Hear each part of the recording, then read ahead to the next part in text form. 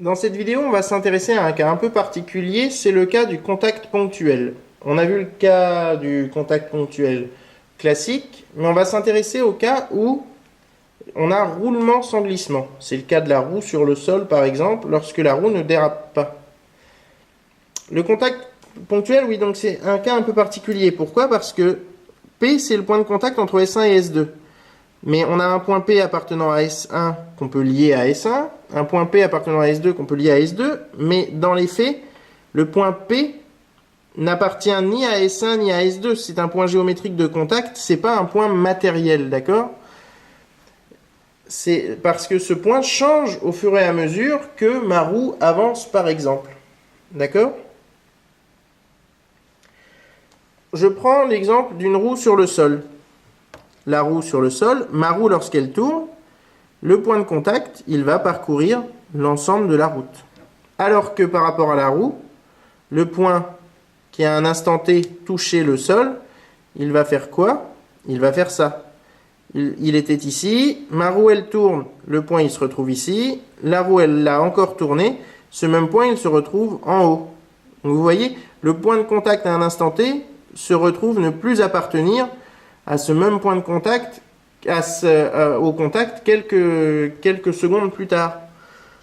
Et donc décrit cette trajectoire, par exemple, dans le cas d'une roue, on dit qu'il roule sans glisser, parce qu'on considère qu'il n'y a pas de vitesse relative au niveau du point de contact. Et c'est ça qui nous intéresse dans cette petite vidéo, finalement. C'est-à-dire que on va définir ça comme ça, lorsqu'on a un contact ponctuel, on peut définir le plan tangent au point de contact, d'accord? Le plan tangent défini par un axe T1 et un axe T2 et un axe normal au plan tangent, l'axe normal. Donc, si je suis dans le cadre d'une liaison ponctuelle, je vais avoir des vitesses de rotation suivant les trois axes définis précédemment et des vitesses de translation uniquement dans le plan tangent. D'accord? La vitesse de rotation oméga n le long de n, c'est ce qu'on appelle la composante de pivotement. En gros, c'est je tourne autour de la normale. Les composantes oméga t1 et oméga t2 sont des composantes de roulement, c'est-à-dire que je roule le long, je roule et donc je tourne autour d'un axe tangent au plan de contact. D'accord? La vitesse de P, donc la vitesse du point de contact appartenant à 2 par rapport à 1, peu importe qui est 2, qui est 1, c'est la somme de V de T1 de T plus V de T2 suivant T2. C'est ce qu'on appelle la vitesse de glissement. C'est-à-dire, est-ce que le point de contact a une vitesse dans le plan tangent? Illustrons par exemple cette notion avec la roue de ce petit robot. Ici, j'ai un contact ponctuel entre la roue et ma table. Si j'empêche ici la roue de tourner et j'avance, j'ai donc une vitesse ici, tangente, d'accord? J'ai une vitesse tangente à mon plan de contact, d'accord? La vitesse de pivotement, c'est donc une vitesse de rotation, ce serait si je fais ça.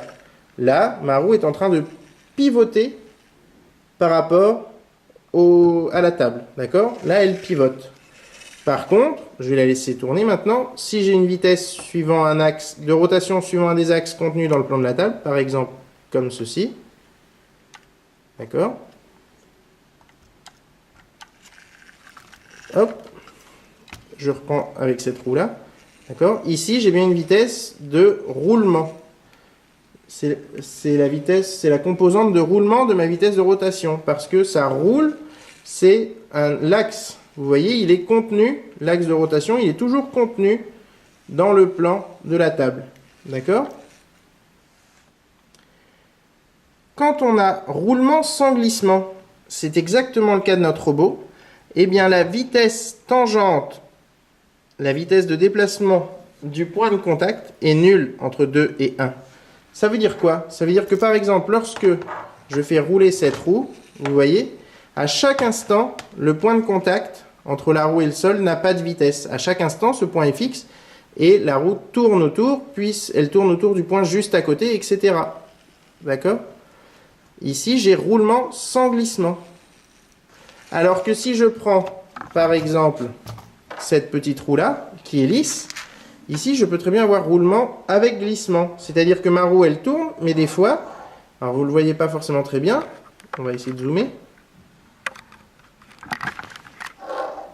Des fois, ma roue glisse, c'est-à-dire qu'elle tourne, mais la vitesse tangentielle ici du point de contact n'est pas nulle, parce que ça glisse.